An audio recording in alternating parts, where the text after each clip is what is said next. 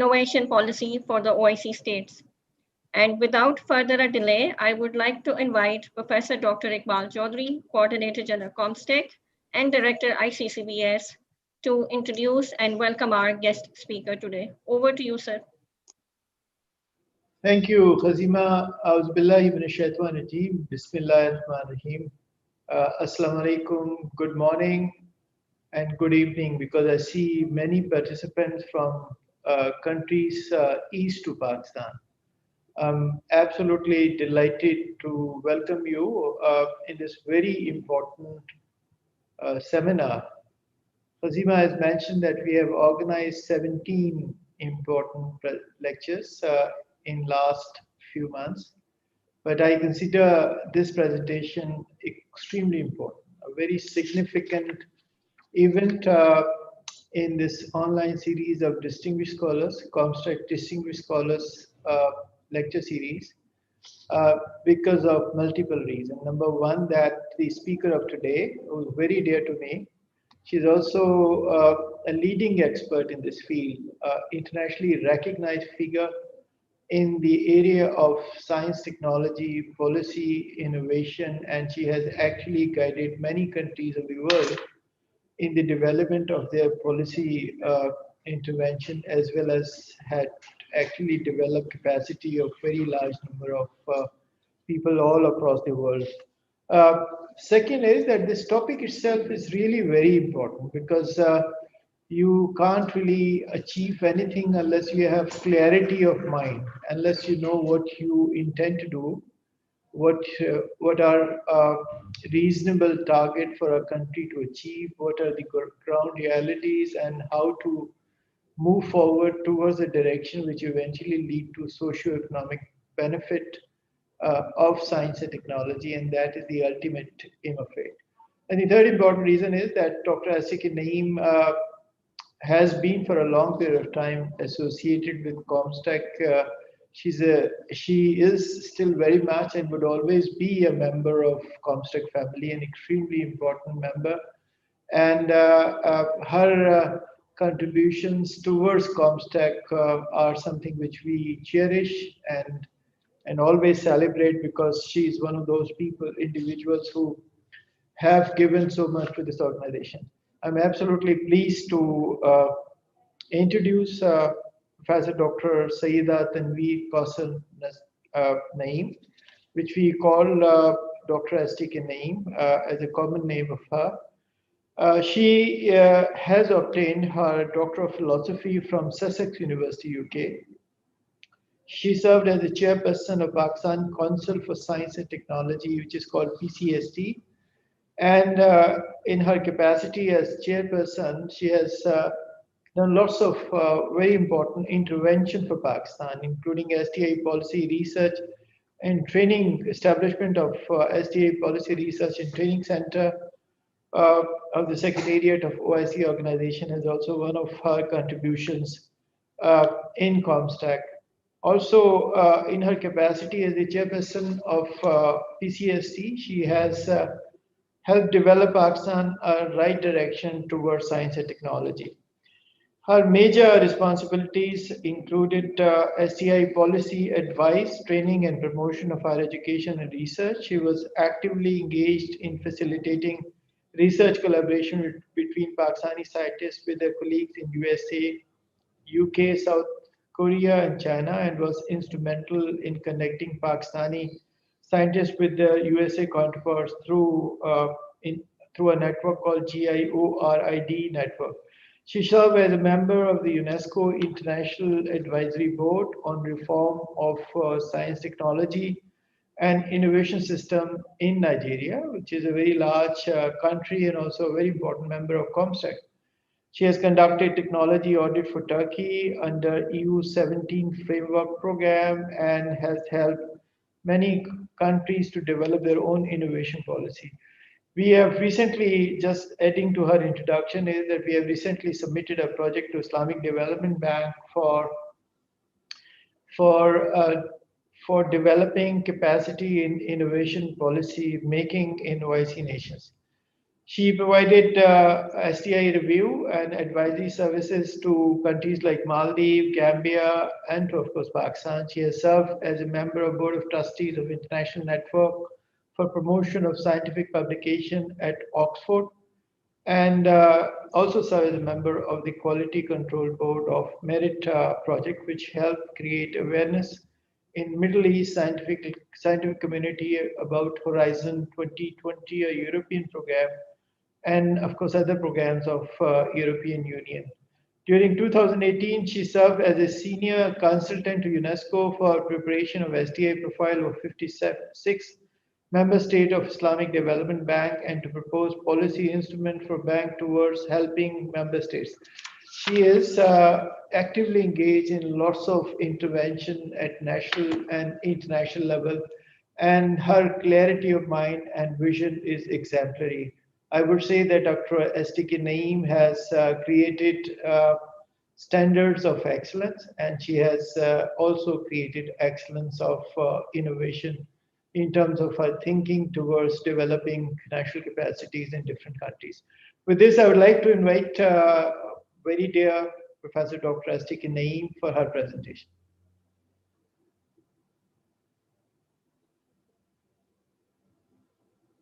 Your introduction. No. I don't think I deserve all that praises, but you've been very kind. He's an old friend, very old friend. I've known him for many years, so you would expect that.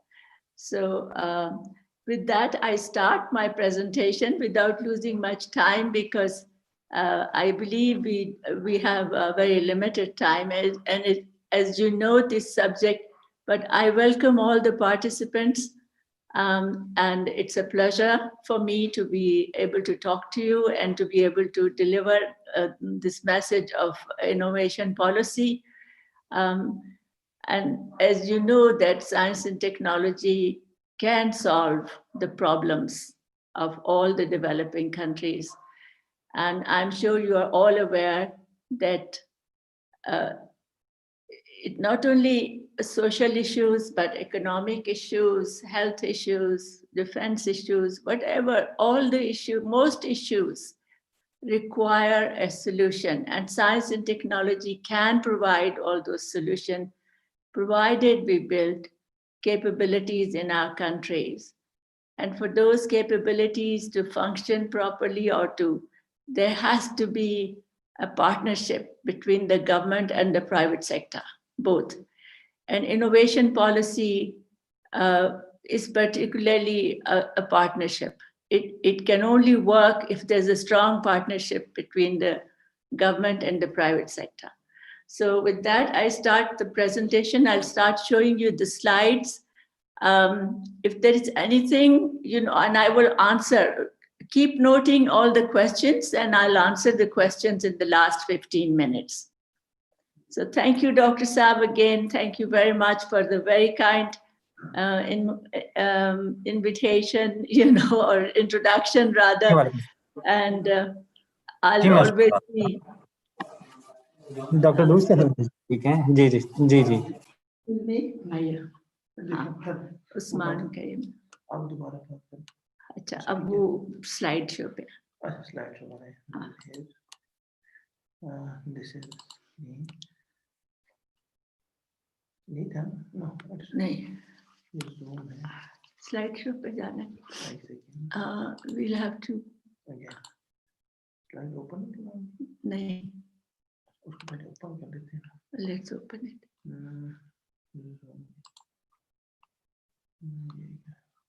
Let me go back. अच्छा, sure. और ये is it full screen? Minimize यहाँ से? No, बीच में से. ये इसको भी minimize करें. हाँ. उसको minimize करें. इसको minimize करो? Yes, minimize this one. And open your presentation. Yes, this is the presentation.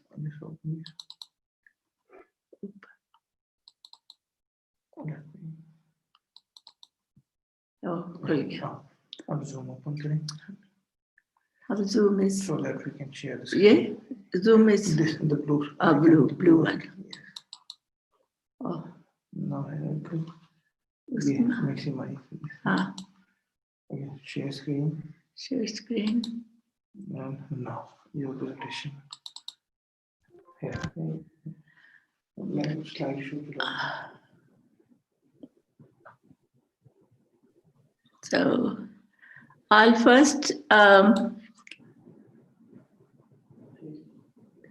talk about the challenges that the OIC countries face. As you know, the OIC country, most of you may know that OIC countries comprise 23.8% of the world population, but only contribute 9.1% to the global exports. Well, this is just a, challenges. Well, definition of innovation, this is a definition given by Professor Chris Freeman. He was a very well-known professor based at Sussex, one of the pioneers in the, can you, isko zara kam kar? He was one of the pioneers of innovation, of the concept of innovation. One of the first man who talked about innovation because before that, it was just assumed that it's a linear process. Professor Freeman, in his seminal paper on comparing the progress of Japan with Latin American countries, explained the concept of innovation. And of course, the Lundvall, the famous professor also of innovation, who's contributed a number of papers and books on this subject, also gave his definition. And there are several other definitions, but the simplest definition of innovation is to add value to anything, or which can be commercialized and diffused. But so the simplest definition is adding value to any product, process, or services which has commercial value. So these, there are a few of the, there are many challenges, the innovation challenges of the member states, but these are the few that I have sort of written here. And the rest, I think you would all be able to assume what they are, or you probably would know very well if you are from the OIC states, member states. So this is underdeveloped and underfunded education and research system. And this then necessitates that we have to seek external knowledge, because our own systems have not been globally competitive. Education systems, as well as, barring a few bright spots in every country, mostly the systems remain underdeveloped and underfunded. Then heterogeneous economic structures with large informal sectors. Most low and middle income member states are under large foreign debt, and mostly because we are technologically dependent on the advanced countries. And those countries, the difference, in fact, in the economies of advanced countries and the poor countries is basically a difference of science and technology. because we are technologically dependent, and this technology dependence on advanced country in turns translates into dependence in our compromises, our political, economic, and social freedom. And unfortunately, our rulers have not yet, or in most countries, have realized how important the science is. It's considered a luxury, but it's not. It's the most, it's an expenditure that would take care of the future of our nations, of the future of our countries. So weak linkages between firms create huge information gaps, affecting quality of value chains. The linkages, because again, the public policy has to come in here to strengthen linkages between institutions and between firms. So relatively smaller markets and firms prevent scale economies. A weak economic, legal, and financial institutions. All these institutions play a very important role in the innovation policy, and that's why I've mentioned that. Low demand of innovation by the local industry. Local industry normally is protected, and as you know, mostly in our countries, we have monopolies in our local industry, and they have a market. They have a market, particularly in the larger countries. They have a captive market, their own market in their countries, so they don't demand innovation. And that's why now several countries are turning towards export-oriented policies, because exports at least make demand, when you're exporting, exports do demand innovation. Otherwise, the industry will not be competitive for very long. Other issues in these countries are governance, cultural, and historical.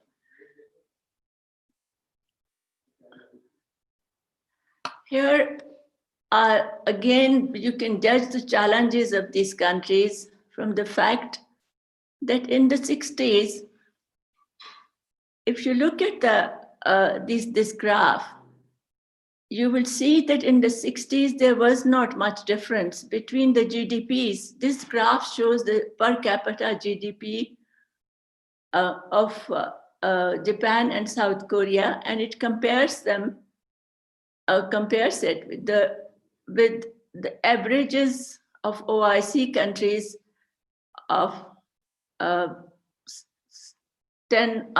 regional OIC countries, let's say. So there are 3 Southeast Asian countries here. There are 14 OIC West Asian countries. Then, and these West Asian countries are all those who are oil economies. Then there are North African countries, 6 North African countries, 13 OIC West African countries, and 5 OIC South Asian countries. And this is the world average. Now, if you look at their GDPs in the 60s, they were all similar. Neither Japan nor South Korea had any major natural resources. They only had human resource. And their development, therefore, was based by investing in human capital and in building technology capabilities. And this is where their GDPs have gone, you know. You can, and this is to 1960 to 2012. These figures only are till 2012. Unfortunately, I was not able to sort of update them to till now. But they are till 2012, and you can judge the difference between South Korea, Japan, and from the other countries. And these are the other, here are their oil economies. These are the Southeast Asian countries. They are also doing relatively well. But as you know,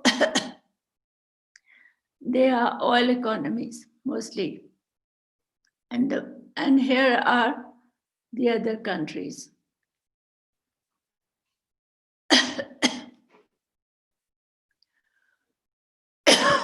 Sorry. Here is the R&D expenditure. And you can see this is the lower figure is the average of all OIC countries. And these figures are from 1996 to 2018. The lower graph is average of all OIC countries, the 57 countries of the member states of the OIC.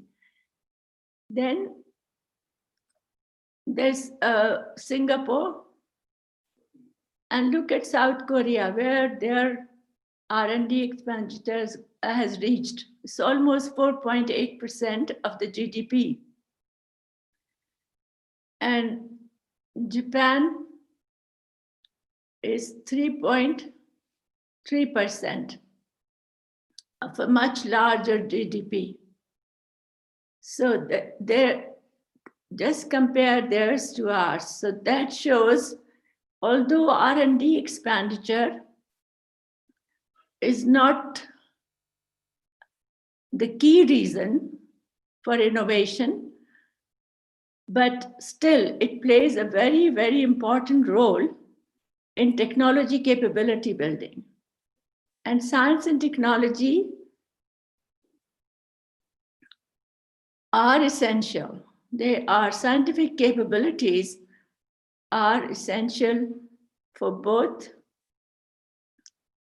technology capability building as well as innovation, particularly the radical innovations. But I'll talk about incremental innovations later in this talk. So here I'm talking, I just want to show you the linkages between science, technology, and innovation. So science plays a critical role in innovation, but is not the only driver of innovation. Incremental innovations or incremental improvement in existing product, processes, services, introducing existing products to new markets or new products to existing market are other forms of innovation. Innovation is an evolutionary process and a dynamic process. The nature of innovation changes as product line and industry matures. So you can see the slide, in fact, all of it. Innovation challenges as well as policies are context specific. That by this I mean that there is no one policy for all the countries, or there's no one formula to fit every country's problems, so, or to solve every country's problem. So therefore, each country has to have, the policies are context specific, so each country has to have their own policies based on their own socio-economic conditions and culture, history, and all that, all the other conditions that affect innovation.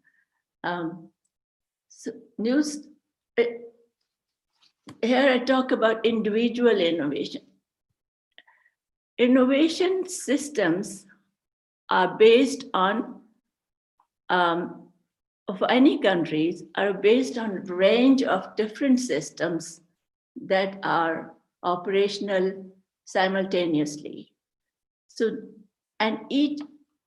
each country has many systems that are operational within that same countries, within the borders of that country. And new systems are based on accumulation of scientific knowledge in a region or university, specialized skills or abundance of natural resources. So new systems are based on that. The firms with relevant capability enter a system provided they see a growth potential. So a general part, by showing you this, I mean to tell you that a general public policy for all systems is therefore not recommended. So academic scholars therefore recommend that each country builds its own science policy capability. And this is a very important area which is unfortunately neglected in our countries. So STI, science, technology, and innovation policy capability is essential. So if you, an individual system is made of three components: firms, networks, institutions. Firms are found in the whole value chain, and networks can be of various types. And in an innovation system, the key actors are the firms, in fact. So one has to remember that innovation happens in firms. The universities provide the necessary knowledge. It's the firms who develop that knowledge, who access it, develop it, and then commercialize it. So elements of innovation and role of public policy here. So provision of globally, the most important factor is the provision of globally competitive education at all levels. So in the OIC countries, we've done several studies while I was working at Comstech. And one of our study was just about education, the educational status of all the countries. And although a number of countries have achieved high literacy rates, the fact remains that in terms of science and technology, we are far behind. The quality of education is not at par as in certain advanced Western countries. So we still have lots of gaps in our education system, which we need to address. So successful innovation requires that entrepreneurs assemble a team of trained scientists, engineers, technicians, managers, and marketers. So that's what we need, is an entrepreneur who wants to enter or who wants to innovate. He needs well-trained scientists, or a country even needs engineers, technicians, managers, and marketers. Influencing direction of such, and this is a public job. So the government normally invests in education and therefore trains all these, not only entrepreneurs are trained in the business schools, but we need to, the public policy has to invest in training top-class scientists, engineers, technicians, managers, and marketers. So influencing a direction of such, each country has to set its own priorities, and then the firms will only enter a certain IS or will invest only in a certain IS, provided the government provides certain incentives. It could be loans, soft loans, or grants, or tax credits, or other incentives, several other incentives, like providing money for skill development or training of workers, or loan guarantees for to commercial banks for the industry, all that. And so, and the other a very important aspect is that the government encourages entrepreneurial experimentation. So each IS, each innovation system, let us say that any country is investing in fuel cell. So that's one innovation system. So, and this fuel cell, it will stagnate if it doesn't get new entrants. Or also it requires multiple experimentation, multiple entrepreneurs. There has to be a competition among entrepreneurs, otherwise an IS will stagnate. So market formation of standard nursing markets, demonstration projects, establishing bridging markets, government job, because if for a new technology or a new product or a new service, the market may not exist.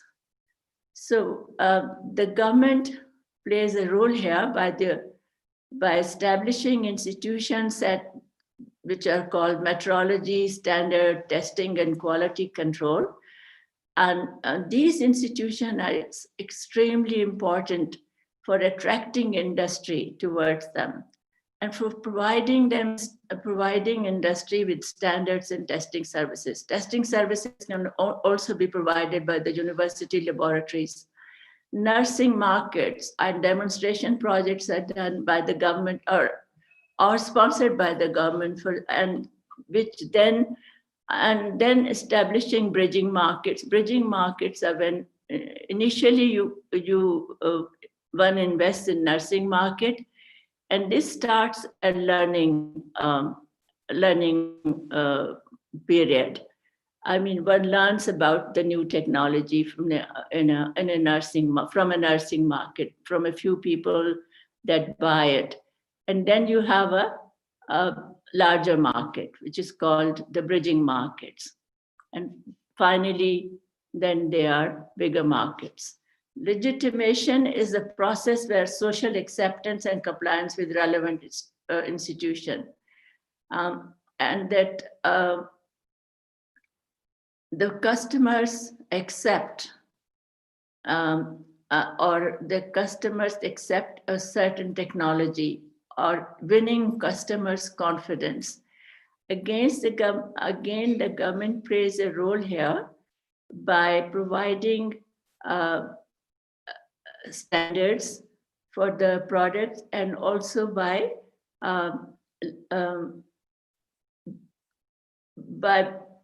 placing regulations, by implementing regulations that if a product is not let's say if there is a pharmaceutical product or a drug or a food product, and it's harmful to the human health, then the entrepreneurs who sells it can be subjected to extreme punishment. So legitimation is the government's role in building confidence of the consumer. So this basically that's one of the action that the government has to do. And for example, in USA, it's the FDA which plays that role, Food and Drug Administration Authority. So resource mobilization is again a very important factor. Technical resources, scientific and financial, all three. It's a government job to provide technical, scientific, and financial. Financial is very important. And in terms of developing countries, it is development banks, public venture capital, public guarantees to commercial bank for risk financing.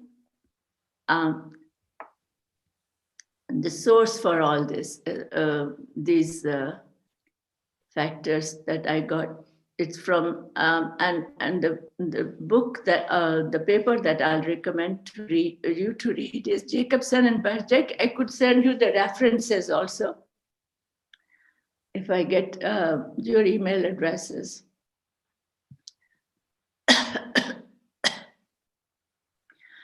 New firms that enter NIS may result in development of pooled labor markets. This is externalities that result from the formation of NIS. So if a new IS is formed and new firms enter, they bring with them several externalities. And these include pooled labor markets, emergence of specialized intermediate goods, and information about technology, markets, manufacturing, all sorts of useful information. Technology development is large companies appropriate basic scientific knowledge and convert it to product and processes through applied research. Now, this is basically, if you go via the basic knowledge, this is radical innovation, which is a linear process. But incremental innovation is when you, because there already so much knowledge available, so you use that knowledge.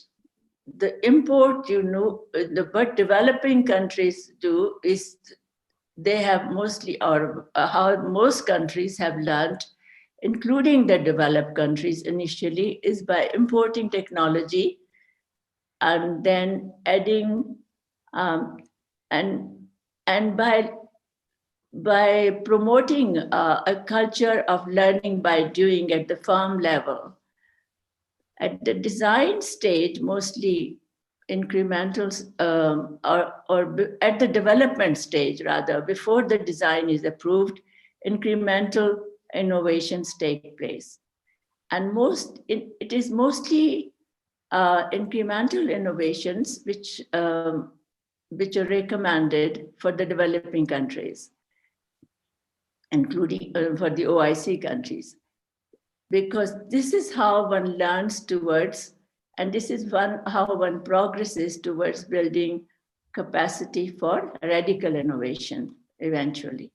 So initially, the R&D expenditure is a very large R&D expenditures are not required for incremental innovation, but a small amount of R&D expenditure is required naturally for learning at the firm level. So innovation linkages between firms serve useful purposes. This is another very important element of innovations, that the firms work with each other, and there are strong linkages, and because if they can then there are several advantages of this with these linkages.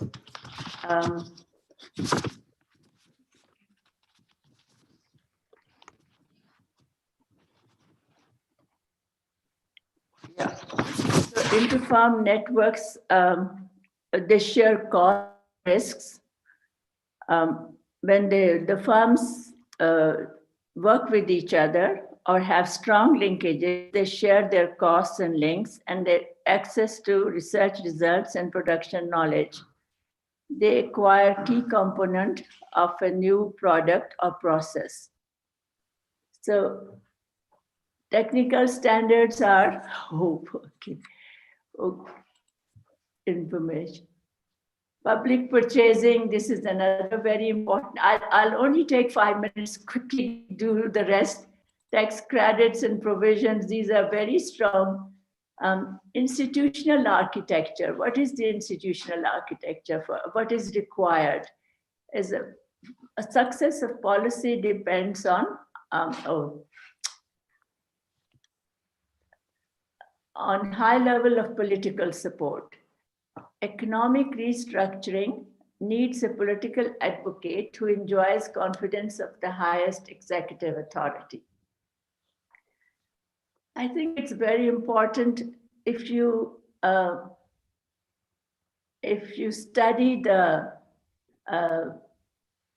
transformation of Korea from a very underdeveloped country to a highly developed country now, and which has joined the rank of OECD countries, you realize that they always had very strong political support for scientific capability building, and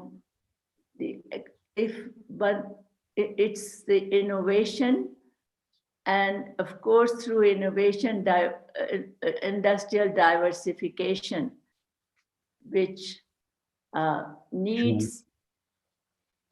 So if we need to restructure so we need a political advocate who enjoys confidence of highest executive authority, which it's the prime minister or the president, whosoever is the ruler. So it's important to have an office of science advisor or an advisory council, and then a coordination council. The council that should gather information from private sector, coordinate with different federal agencies, and advocate change in legislation and regulations, propose subsidies and tax credits for new activities. Strong institutions. Institutions are the pillars of a state. So therefore, institution building is very, very important in order for science and technology to function in any country or effectively, or innovations to prosper. It's important to have strong institutions involved in human resource development, then economic institution, investment banks, industry and technology institutions, provide standard related services, institutions that regulate flow of knowledge, and legal institution. Policy learning is also equally important. There are very few institutions in the OIC countries where policy learning is STI policy learning courses are except Turkey or Malaysia or a few other countries where policy learning courses are being imparted at the business schools. Most other countries do not provide policy learning capabilities. So I think it's important that we have university departments for policy learning. Now, this is a public policy for innovation for developing countries. Increasing private R&D effort. It's from the World Bank, but I'm using it because it's it's sort of, I mean, there are many, you will find in the academic literature, many different graphs for innovation policy. But I found this most convenient for at least this region, that is the South Asia region. But I'm sure it's applicable to all regional countries of OIC. So it's knowledge creation and commercialization. So increasing private R&D, improving allocation of efficiency of public R&D, strengthening commercialization of knowledge. Commercialization of knowledge can be strengthened through technology transfer offices at the universities, business incubators, technology parks, and so on.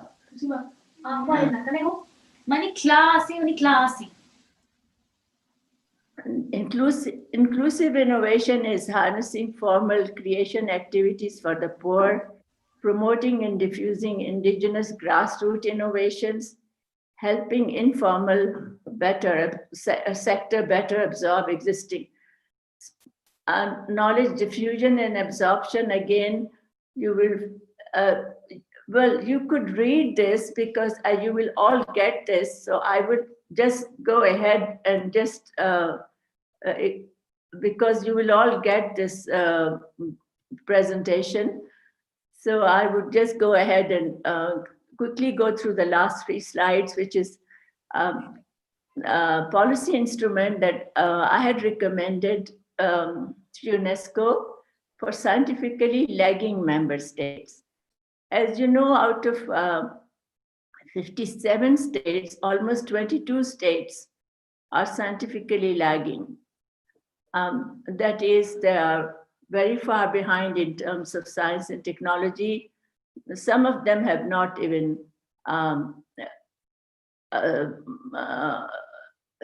implemented or even launched a science and technology policy as yet. And some of some of them who have a policy have not allocated enough funding for its implementation. So addressing, so these states, or almost all states, have to have some priorities. So here I have given some priority areas where they need to address. So addressing poverty and unemployment. I think this is something which is prevalent in most countries, particularly in the scientifically lagging countries, and even scientifically developing countries that come later. So for these countries, I recommended increasing agriculture productivity and promotion of agriculture-based entrepreneurship. Again, we could learn here from Torch program of China, which lifted 800 million people out of poverty. And this was mostly promotion of agriculture, started or mostly targeted towards promotion of agriculture, the Torch program of China. It's available on the internet, and you should read it. And it's a very useful program which can be implemented in most other countries.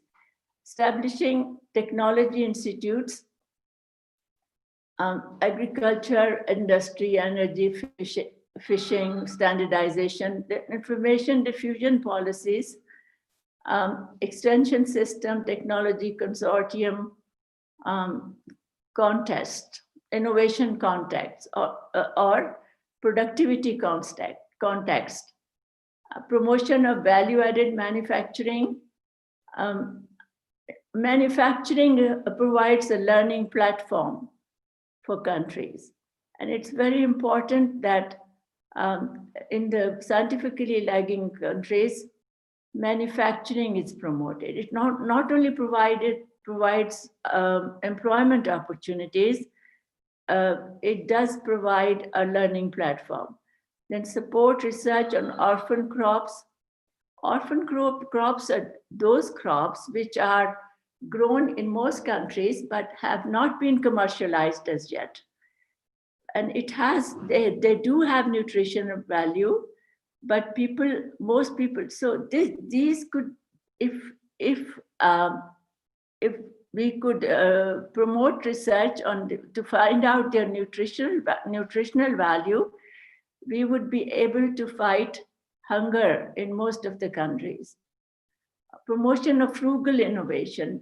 Frugal innovations are those innovations which do not require a lot of money, very simple innovations to address rural problems. Okay.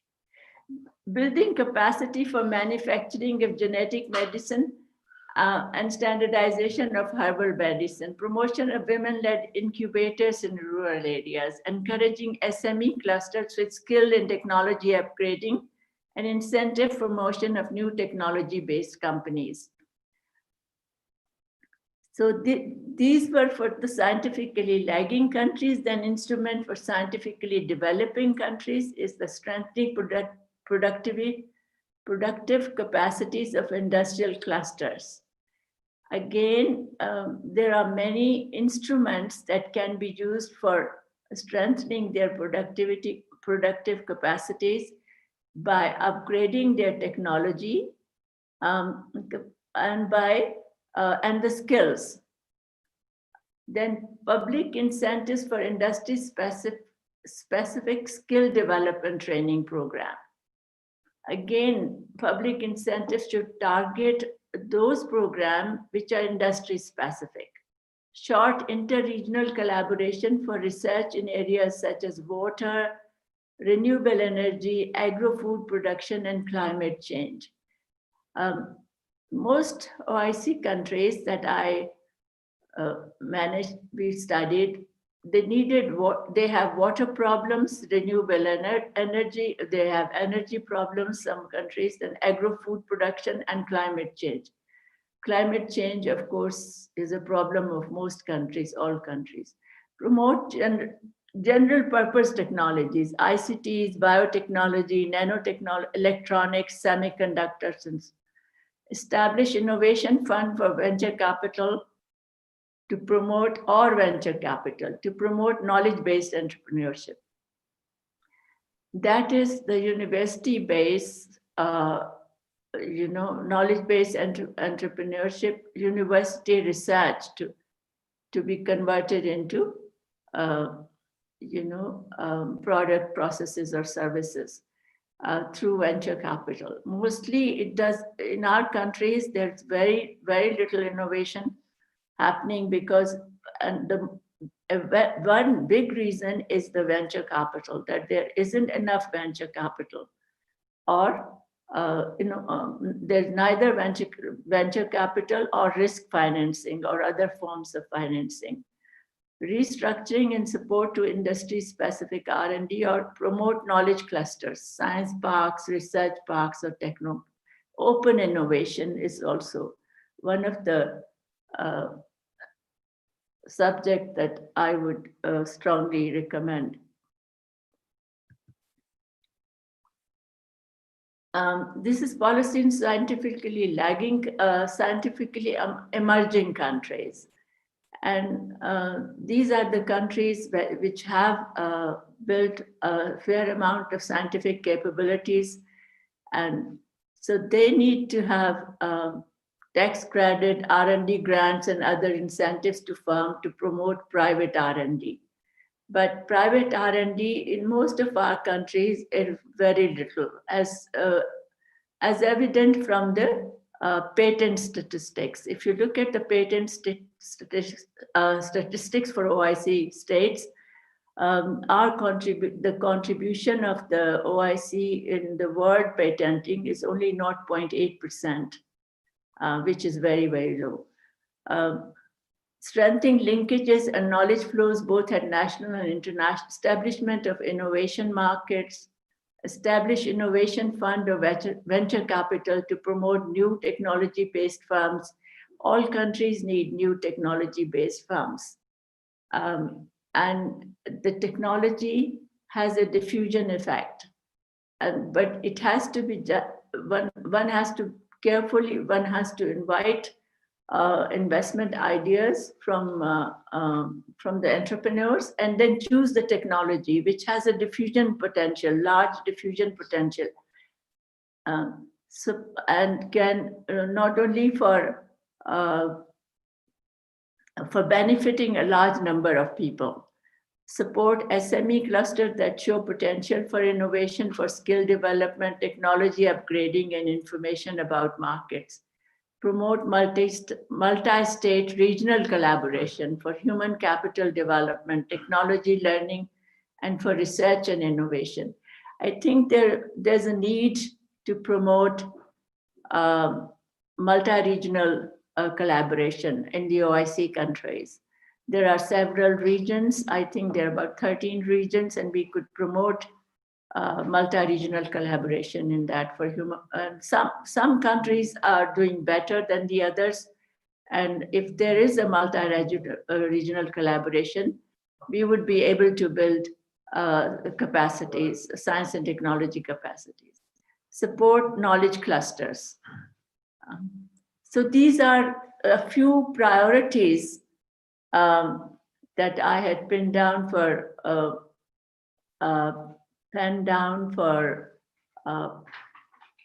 the emerging state, developing state, and lagging states. So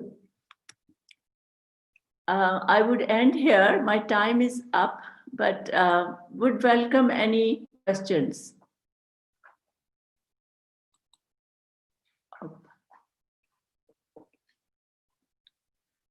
So if there are any questions, I'll be happy to answer.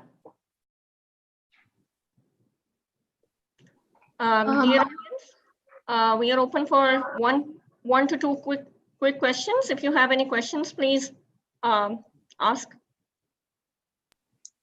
Hello, my name is Naim Zara, and I would like to ask one question regarding the presentation that was given by Ma'am Bukhari. Ma'am, the question is that how do you define the whole idea of the orphan crops, and how can we basically make it even more conventional? Because it's not. You said that it has a nutrition value, but still it's not conventional. It's not being consumed by the masses. What are the steps that are needed to be done by the government and also the people to basically make it more, I would say, in terms of consumers are concerned, more conventional, more accepting in terms of how can we basically use it in different ways? Is it just for nutrition value, or is it something that we can use in textile or even technological interventions or surgical cures, investigational tools, anything in that sort? I would love to have those remarks. Thank you so much. It's first the research to find out the nutrition value. If there are any side effects, we find, first it would be the research bit, which is to find out their nutrition value, and the next is standards. To set standards, because for each product, there are testing laboratories which would test the product and see that it has no negative effects. And then, of course, you have to set some standards. Like, if there are many medicinal plants in our countries, but and people eat them, people know about them. This is also, as you know, our traditional knowledge. A lot of people in our country, 60% of our people in our country, in fact, use traditional medicines, but they're not standardized. So we need to joint venture in this case with a developed country to standardize all our herbal medicines. China has the capability of standardizing herbal medicines. We could do that. I hope I've answered your question. Thank you very much, madam. Dear audience, thank you very much for your continuous interest, and I hope this was a very informative lecture. Madam, thank you very much for your valuable time. It was such a pleasure and honor to hear from you, such an expert of the field. Thank you again, and thank you very much, everyone, for joining us today. And with this, I formally close the session for today. Thank you. Thank you. Thank you, madam.